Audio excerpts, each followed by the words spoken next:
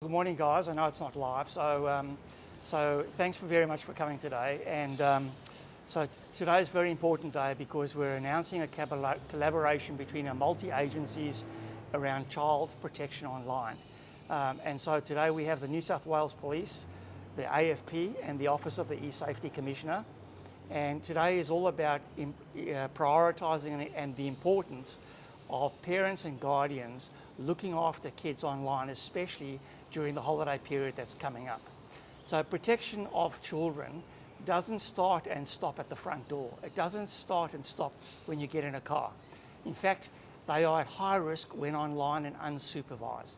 So today is all about making sure that parents and guardians understand that supervision of kids online is really important. And we are collaborating as multi-agencies for the greater good.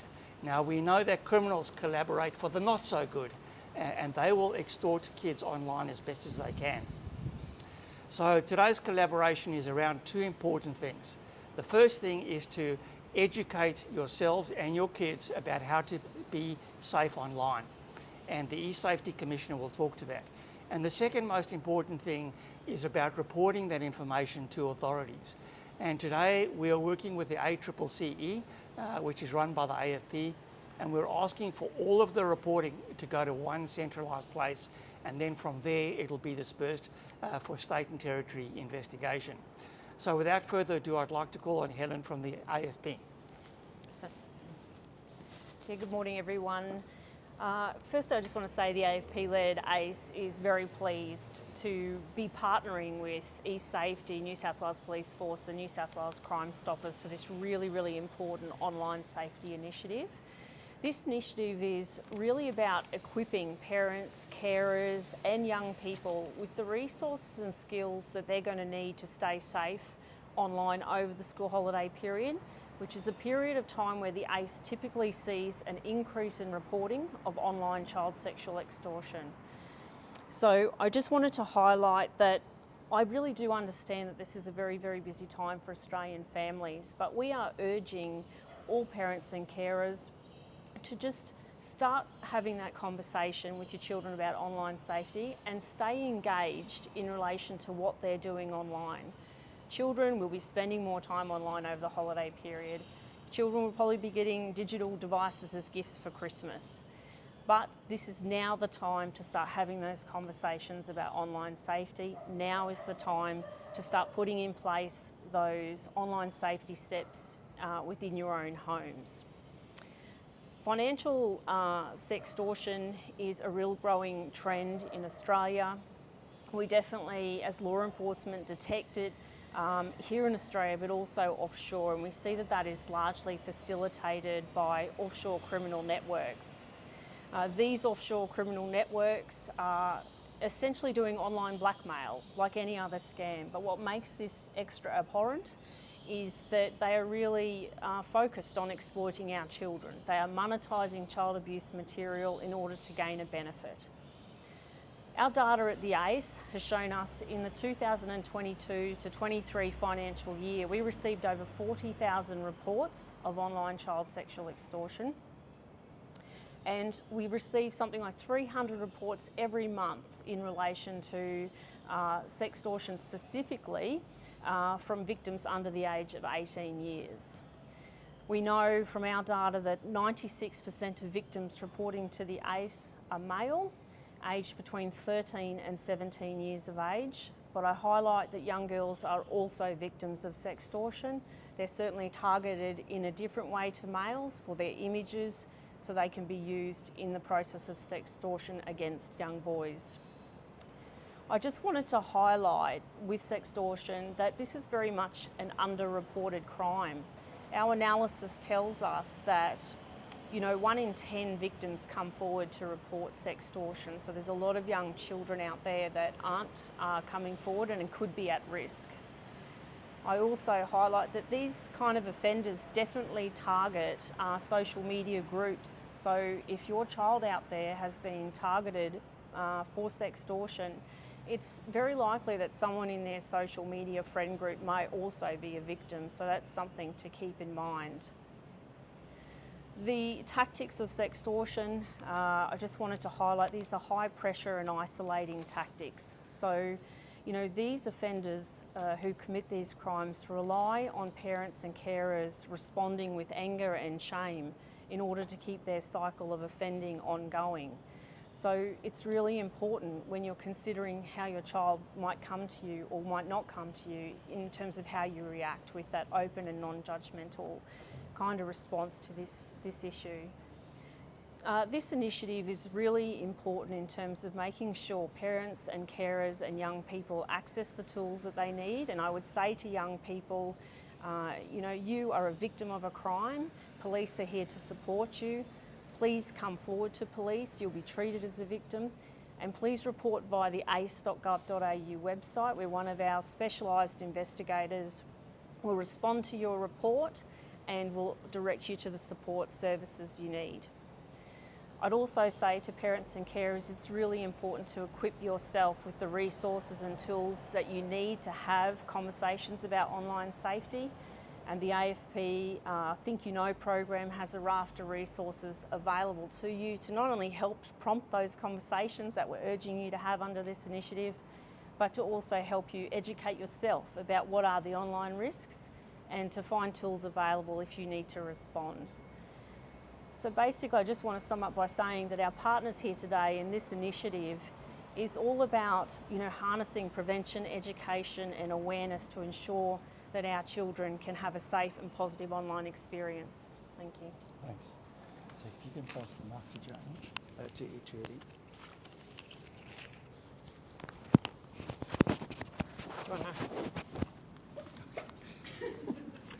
Sorry.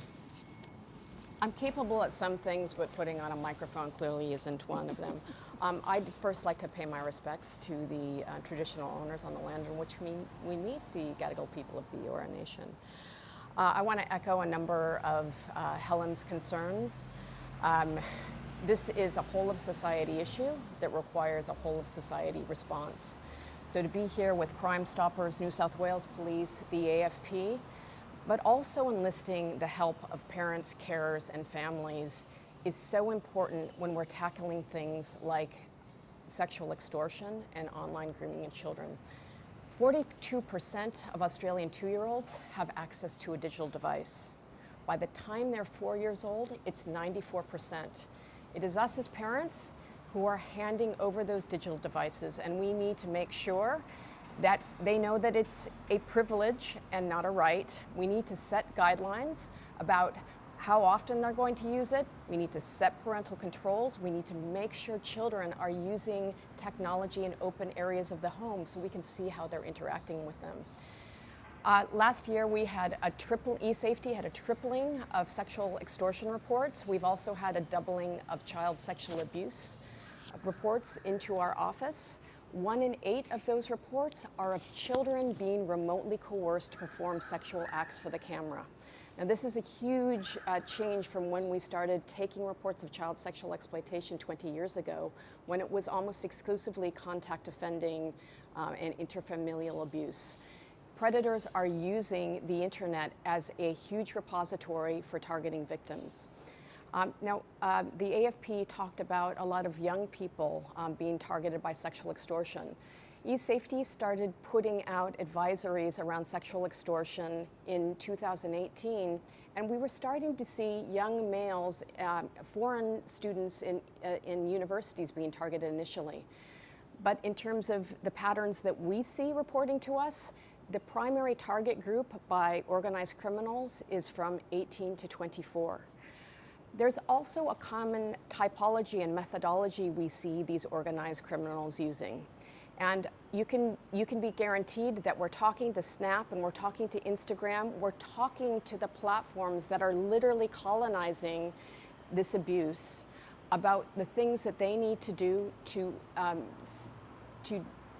minimize the threat surface for this kind of crime to arise. As the AFP said, this typology is common. It starts usually with a fake or imposter account and an ask to a young man or a young child for a sexy chat. Once they wear the target down, they may even be sending intimate images of themselves or the person they impersonated to wear them down. They will screen capture or cap sexual acts that they ask them to do over webcam or over FaceTime, and they will immediately change their tactic to aggression. We know that scammers will use panic as a way to cause people to do things, but what we really need to understand is that you're cornering these children and you're putting them in great distress, and I think we are all concerned about the emotional and mental toll that this takes on young people who may not feel that they can talk to someone. So the advice is really make sure if you become a victim of sexual extortion, none of us here will judge. You are being a target, you are being a victim, and we want to help you. Collect evidence and screenshots, block the offender, do not reply to any of their demands. If you pay them, they will just come back and ask for more money. Typically we see small payments of about $500, but we've had some people come to us who have paid over $16,000 in continued payments to these offenders. Make sure that you're disclosing that you're talking to someone. Again, we can't underestimate the level of distress that this causes to young people, and we need to let them know that they can come to us whether or not anything happens. The last thing I want to mention is that eSafety has released its 8th annual technology gift guide. This is the perfect time when we're thinking about, do we give our kids a smartphone or a tablet? Do we go into the immersive world of technology and get them VR headsets or even haptics? Or we bind them connected devices. The one thing we have to remember is we cannot leave our children to their own devices on their devices. So we need to use this as an opportunity to set parental controls, to set guidelines of where they can use this technology. It's a great opportunity to co-view and co-play with your friends and family as well. So we can think of this as an opportunity to get ahead of these issues. In the area of online grooming and sexual extortion, an ounce of prevention is definitely worth a pound of cure. We want to prevent this from happening in the first place. So have the chat with your kids. Make sure that you know that if you're giving them haptic suits or VR glasses, that any kind of abuse that they face will feel much more extreme, much more real, and much more visceral. So there are really there are more significant impacts that can happen when we're talking about generative AI and the immersive world. And go to esafety.gov.au for parents' guides, tech gift guides, and for young people who may be experiencing sextortion. There's also information for you.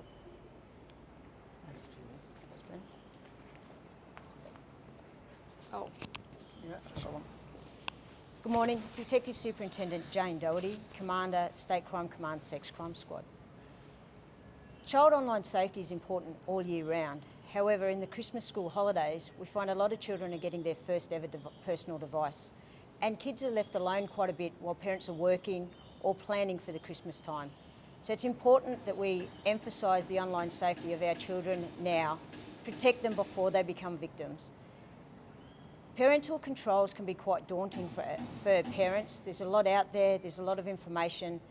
We see the internet as a place where children can be victims of cyberbullying, sextortion, or online grooming, whereas children see it as a place to play, meet friends, socialise, and learn. So we need to find that balance between making them safe and allowing them to entertain themselves and explore what the world they live in. The internet's here to stay. Taking it away from children is only going to make them secretive with it. So our resources, if you go onto Think You Know, the AFP's resources under Think You Know, have a lot of parental fact sheets for them. And you'll see that the best thing you can do to start out is have that conversation. Make sure your child knows that no matter what they have done, they can come to you or another trusted adult, and that we can do something. These predators manipulate children. They will tell them they will lose access to the internet, they won't be able to go online with their friends, they won't be able to play. They'll tell them they've committed criminal offences and they'll be in trouble with the police. That is not true. You need to have that conversation with your children before that predator tries and has that conversation. Tell your children if they're asked to do something that they wouldn't be comfortable doing in front of you, come and tell you. Block that person, report it to police, report it to eSafety, or report it to the ACE. The fact sheets that will be put up on through the Crime Stoppers page are very brief but very to the point for parents. Once you have that initial information, then look out further. There are parental controls in every game and app that your children are on. It's about you arming yourself and your children against it. One of my teams, their whole job every day is to go online pretending to be young children and see who's out there wanting to talk to them. Unfortunately, every day we are having people try and groom ourselves, believing that we are young children.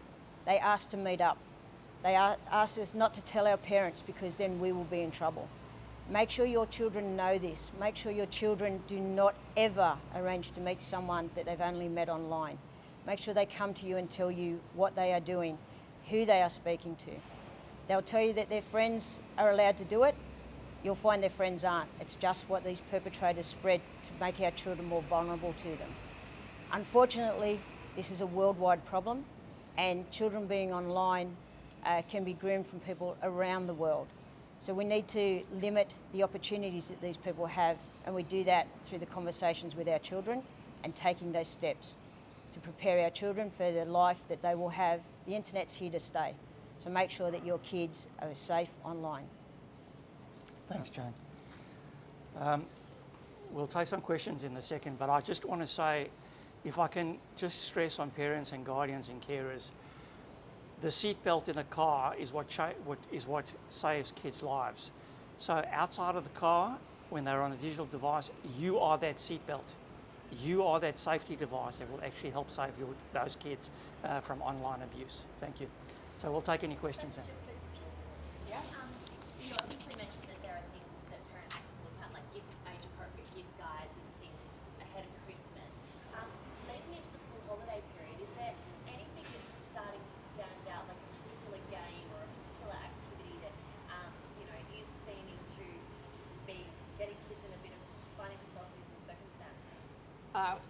Well, the good news is one of the platforms that we targeted last year for our basic online safety expectations report was Omegle. And we and others put so much regulatory scrutiny on that site, which was known as literally pairing adults with young people. It was a hunting ground for pedophiles. That has now been shut down as a result of that. But that doesn't mean that other ones won't pop up. So one of the most interesting things you can do is to look at what apps are trending on Google Play and the iTunes Store, because often teenagers and young kids will get to the hot new platforms first. By the time parents get there, they're starting to turn their gaze everywhere else, and by the time police and regulators get there, they've gone on to the next thing. We know that any kind of anonymous messaging app can be problematic.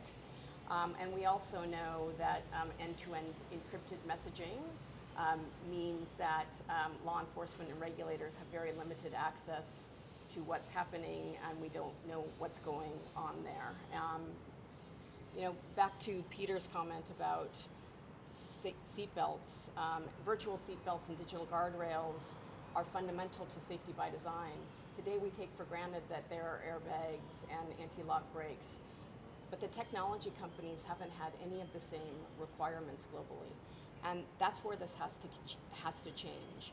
Safety by design needs to be the standard operating procedure in terms of how these companies develop, deploy their platforms. Right now, they're not doing it at the level that we know they can and believe they should. So that needs to be, that's a push from us. And that means showing them how we're seeing their platforms being weaponized and having expectations that they will lift their safety processes and standards and start acting on these suggestions. And you mentioned that there were talks with platforms such as Snapchat and Instagram. Where are they at? Are they going anywhere? Is it making that changes happen? Well, we'll be meeting with their global head of law enforcement at Snap tomorrow. I'll be meeting with Microsoft tomorrow. We'll be continuing to ask them what they're doing and make suggestions as to how they can do better. That is our role as the regulator.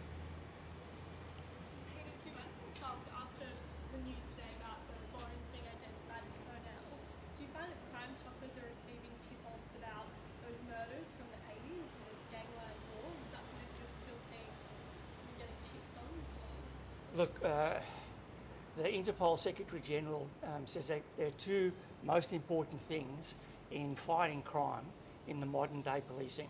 The one is the use of DNA and the other is Crime Stoppers. So Crime Stoppers is there to stop, solve and prevent crime. And we take a call every 60 seconds in Australia. So it doesn't matter whether the crime was committed this morning, last week or 10 years ago, we are available 24/7 to take any information on any crime. Are you aware of any tip-offs that, in relation to those murders in the 80s, still happening today? Or? Look, it's an operational police matter, so I don't normally comment on things like that, but I can say that Crime Stoppers has a significant involvement in solving crime in New South Wales.